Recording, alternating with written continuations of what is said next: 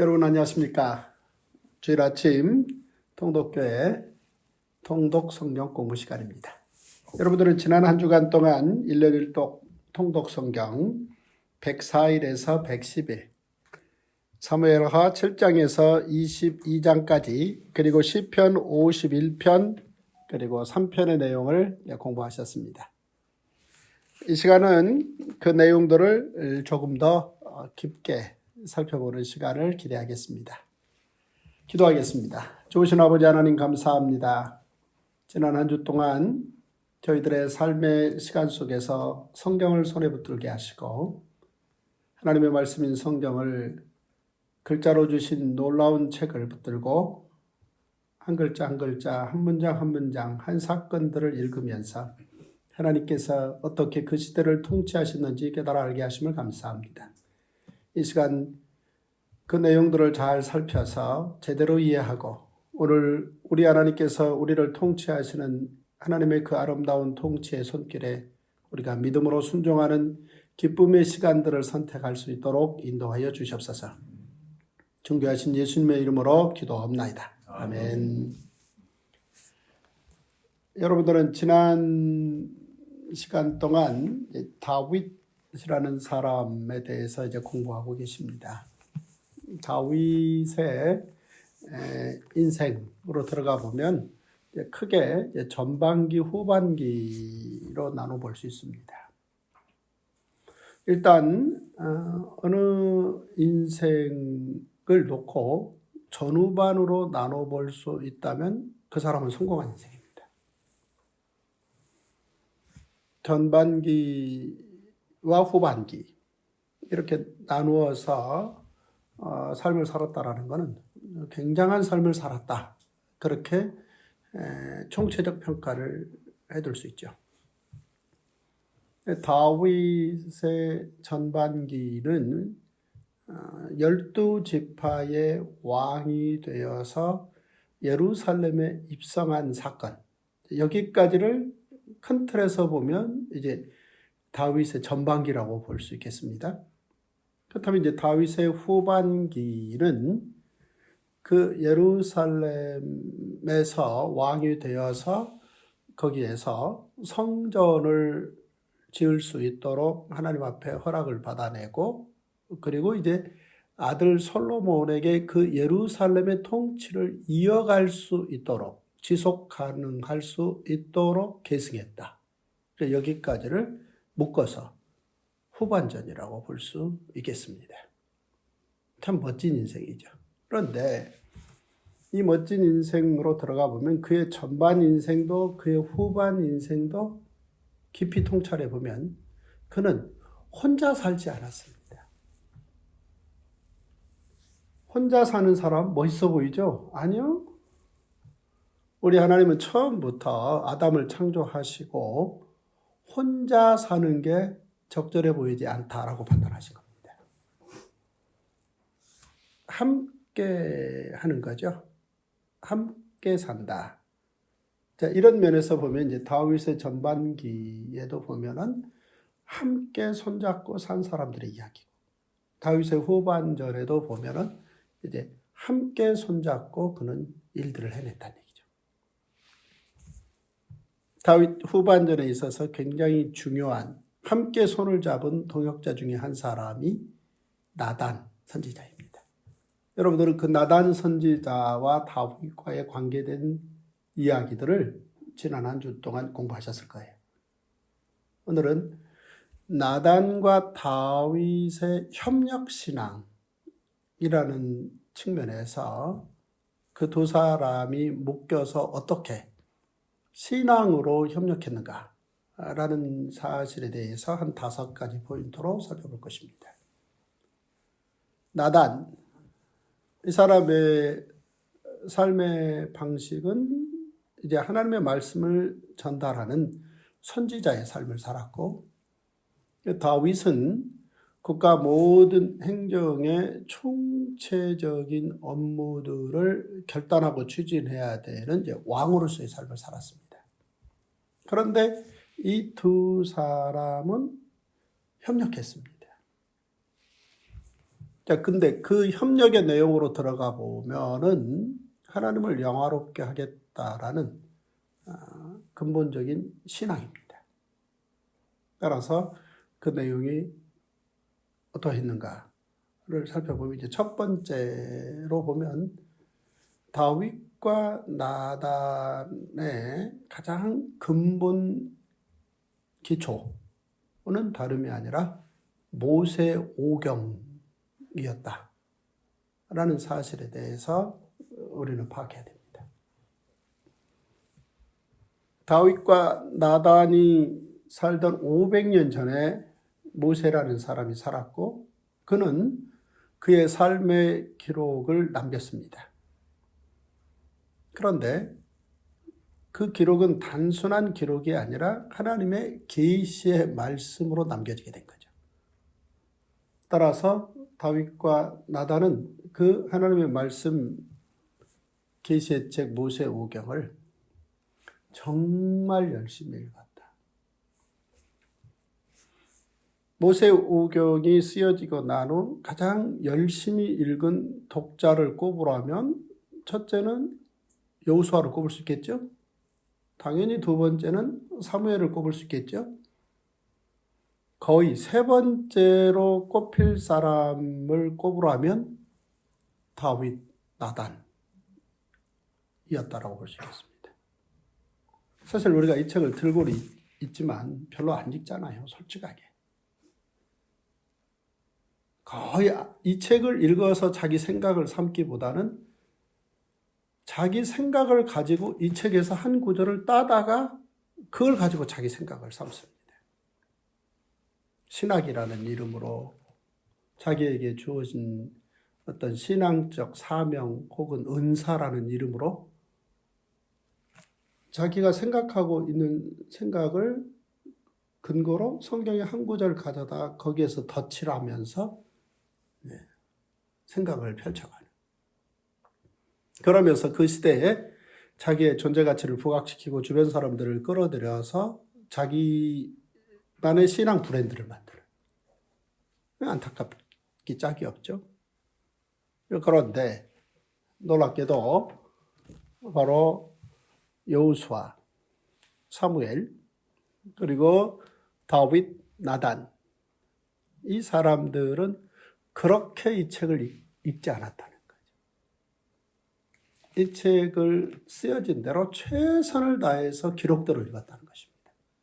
이 부분이 이 두 사람의 공감의 첫 번째다.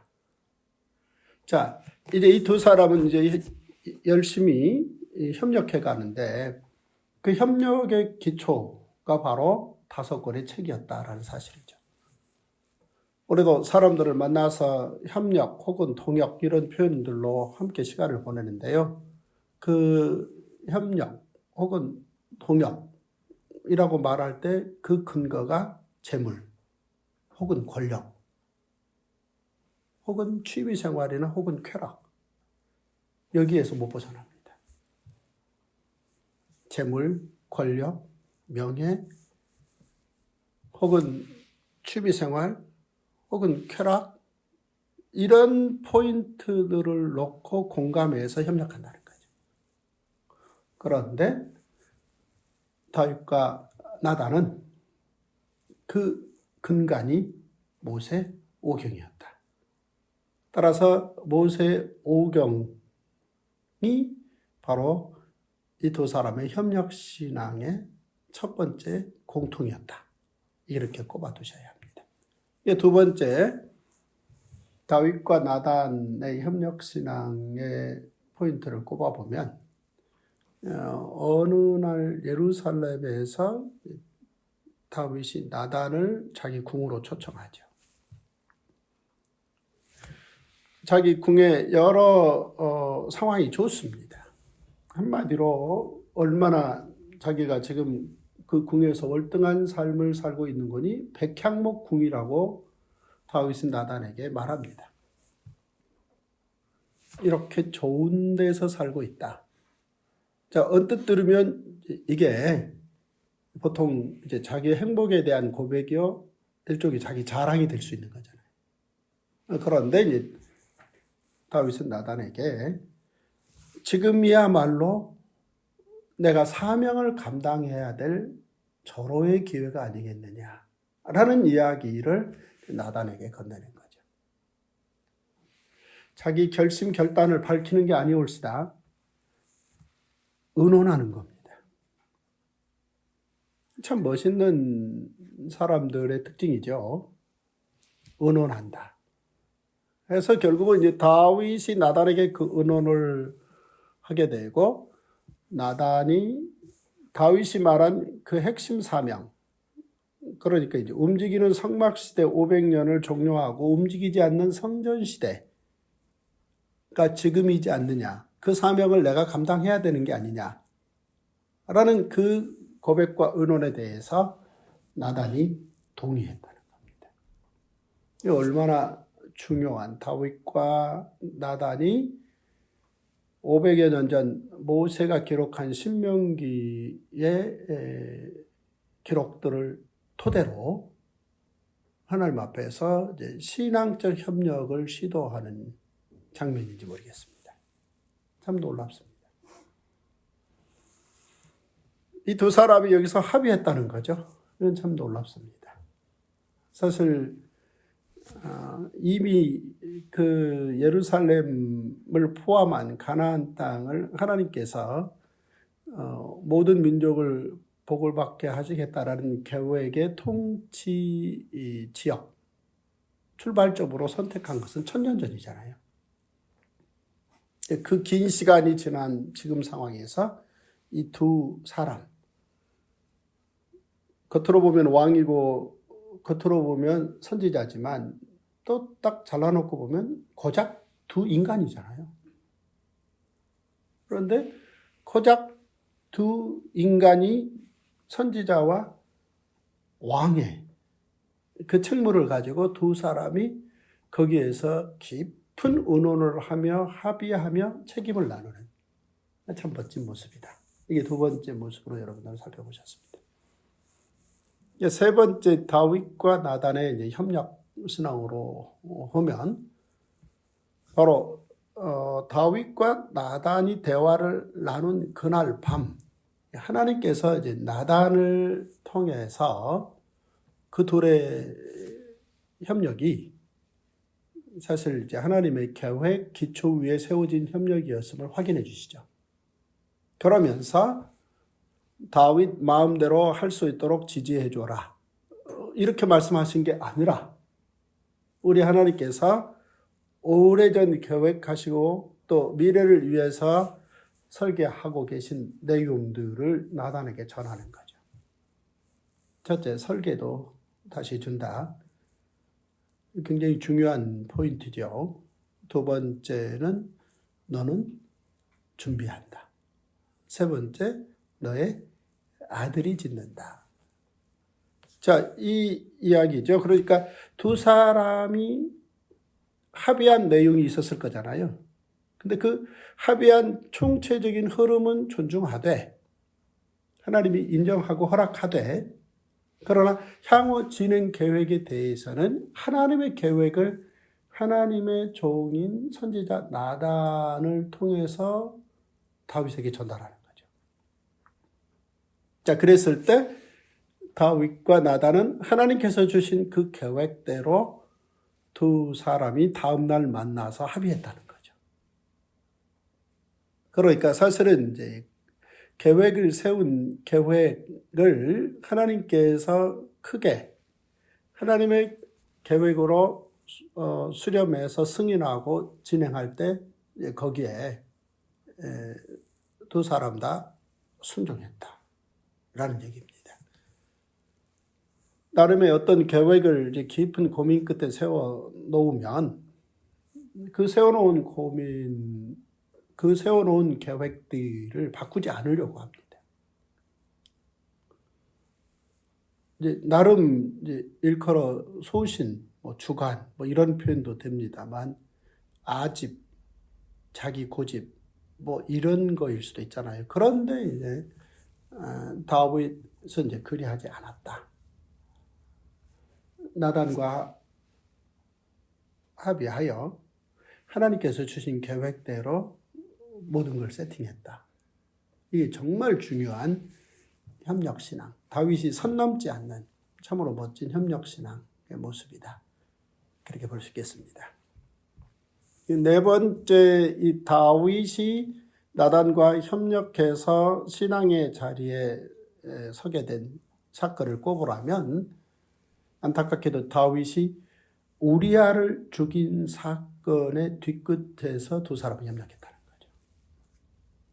아무 죄 없는 사람을 자신의 허물을 덮기 위해서 살해를 했다라는 것은 어떤 변명으로도 용납되지 않습니다.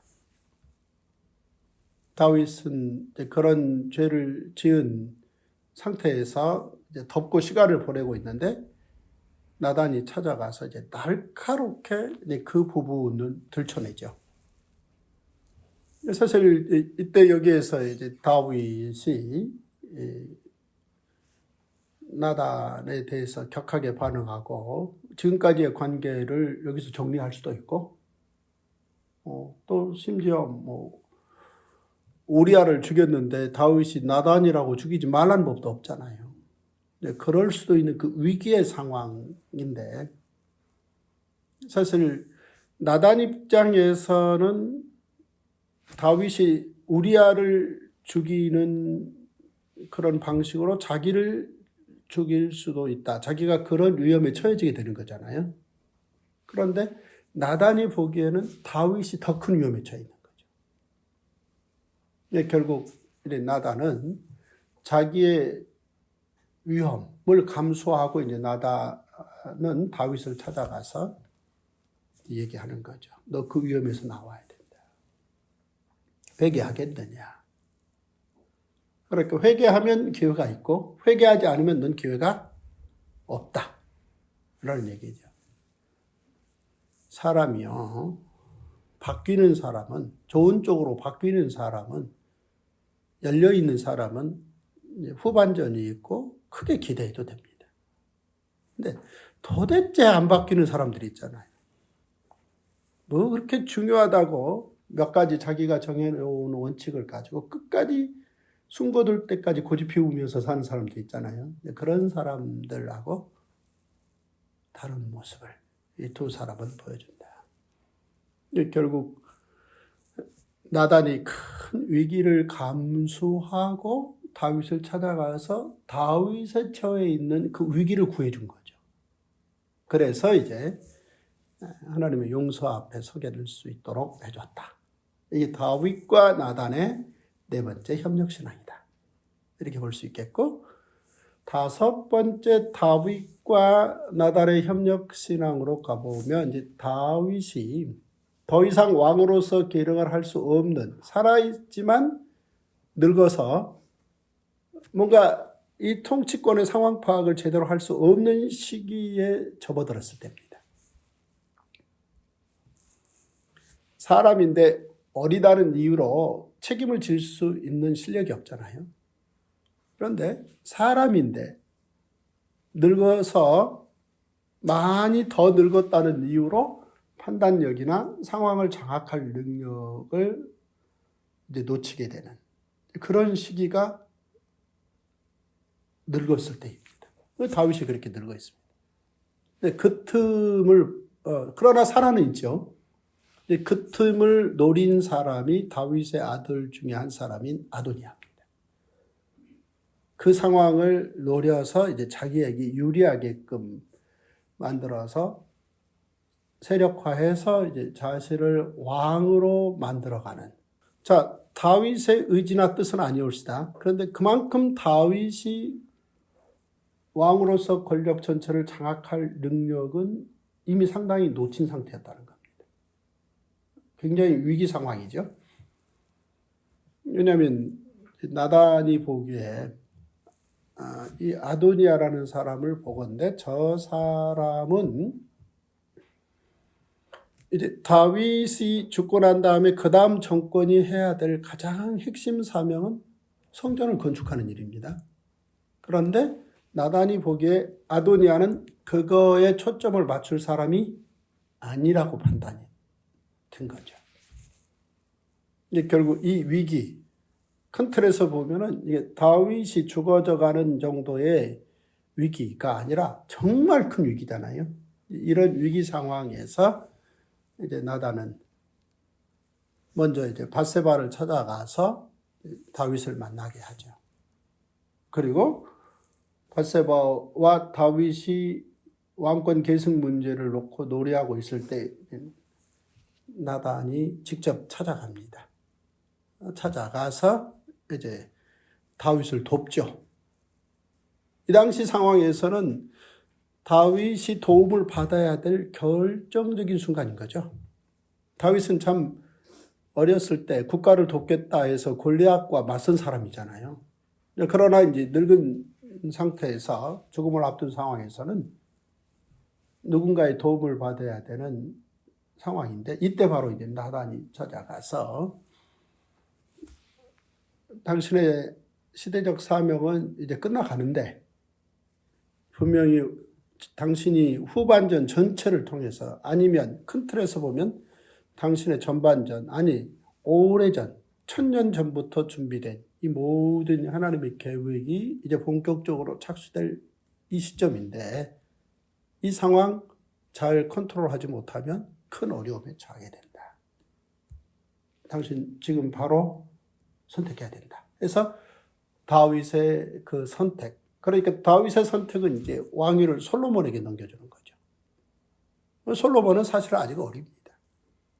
그럼에도 불구하고 이제 이후 솔로몬의 초반으로 들어가 보면 그는 어리지만 충분히 성경을 공부해 둔 사람이었다는 거죠. 그런 면에서 이제 다윗을 도와주게 되고, 다윗은 그때 선택을 잘 합니다. 그래서 결국은 이제 다윗은 나단의 그 말을 듣고 지금 자기가 이 후계 왕권에 대해서 이거 머뭇거리고 있을 시점이 아니라는 거. 비록 자기가 살아있지만 따라서 이제 바로 그 타이밍을 놓치지 않고 나단, 그리고 제사장 사독, 그리고 분하야, 이 세 사람을 불러서 바로 솔로몬을 왕위에 기름 부어 세우는 결과를 만들어냈죠. 따라서 다윗의 후반전 마무리를 기가 막히게 이 사건으로 정리했다라고 볼 수 있겠어요. 따라서 이제 다윗이라는 사람, 이 사람은 큰 틀에서 전후반을 산 사람이고, 뿐만 아니라 그런 전반전 때도 후반전 때도 하나님의 사람들과의 협력에 대해서 굉장히 열려있는 사람이었다. 누군가와 협력하는 사람, 가족 간의 협력. 사실은 보면 가족들 사이에도 협력이 안 되잖아요. 다 따로 살잖아요. 먹는 것만 같이 먹고 그럴 뿐이지, 뭔가 함께 그 안에 뜻이 있고 협력하고 그런 게 어딨냐는 거죠. 그걸 이끌 수 있는 가정이 몇 가정이나 있겠습니까? 다 따로 살아버립니다. 그러니 그 안에서 협력이 안 되는 그가 밖에 나가서 어느 누구와 협력해서 하나님을 향한 시대 통치의 헌신 세력들을 규합해 갈 수 있겠습니까? 우리가 여기에서 다윗과 나단, 이 두 사람의 이 협력신앙의 모습들을 잘 보면서 도전을 받고 그런 꿈을 꿀 수 있는,